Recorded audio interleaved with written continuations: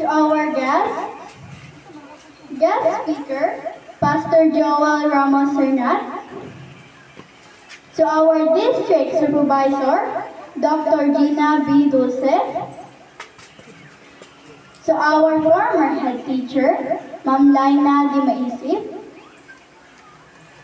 To our beloved teacher in charge, Ma'am Elsie T. Abito.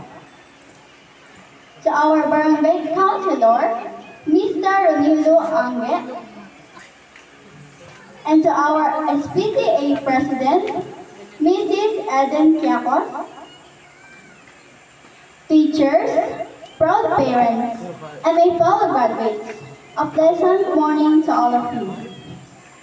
Today, we are celebrating the success of the fruitful end of our elementary education and the beginning of the new chapter in our school life.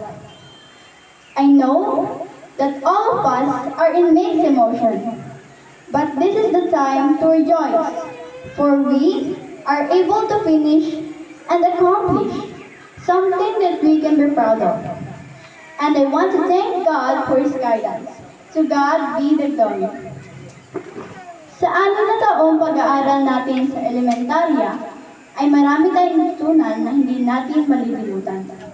Dito tayo natutong magsulat, magbasa, makisalamuha, at makipagkaibigan. I remember when I was in Baker days, nahihirapan na ako magsulat at magbasa, kaya napapatanong ako noon, bakit kailangan pa mag-aral? And my parents always said, para magkaroon ka ng magandang kinabukasan. Tapos ng graduation, yung mga classmates ko may mga medal. Ako naman, kasama sa mga walang medal. But, my parents still proud. At doon ako nagsimula ang mangarap. Sabi ko sa sarili ko, balang araw magkakamedal din ako. And thanks God dahil unti-unti ko na yung natutupad. Hindi lang ako nagkamedal, natutupa ko. Kaya kung kaya ko, kaya niyo rin. Lagi natin tatandaan na sa bawat araw ng ating paglalakbay, isipin natin ang ating mga pangarap. Ngayon, ay handa na tayo sa isang mas malawak na pakikibaka sa mundo ng high school.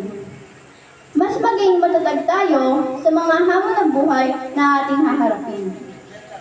Ang pagiging responsableng mag-aaral at mamamayan ay magdadala sa atin sa landas ng pagunlad at tagumpay. Simula na naman ng bagong kabanata na puno ng pangarap.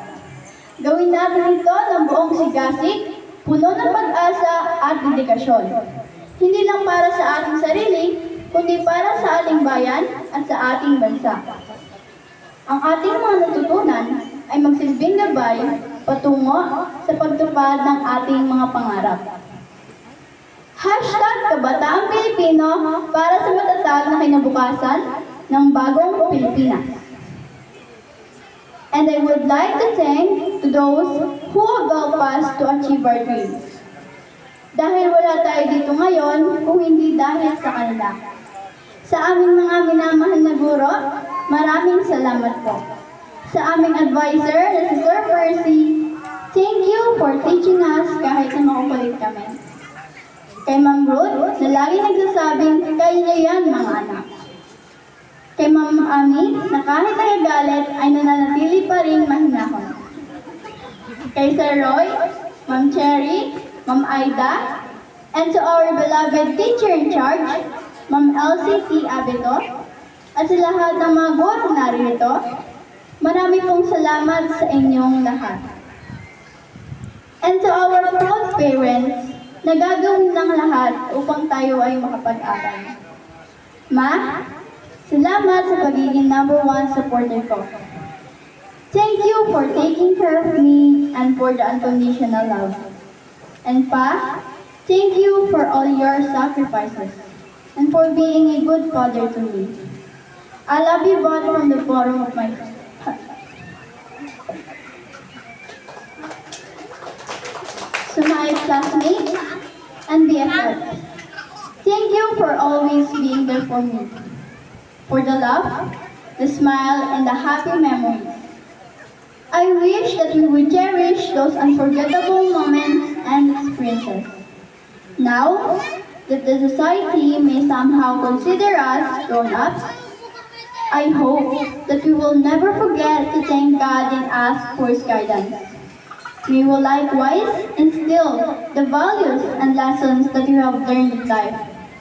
On behalf of my fellow graduates, I encourage you to be fearless in the pursuit of what you define as success and happiness. Your dreams are valid, so don't let anyone tell you. Otherwise, don't be afraid to take advantage of every opportunity to learn and to grow, to take a meaningful stand against injustice and oppression. And never forget to courage, love, and faith in God all is possible. A big congratulations to all of us. Good luck and keep your stars shining brightly. Thank you very much and once again, good morning.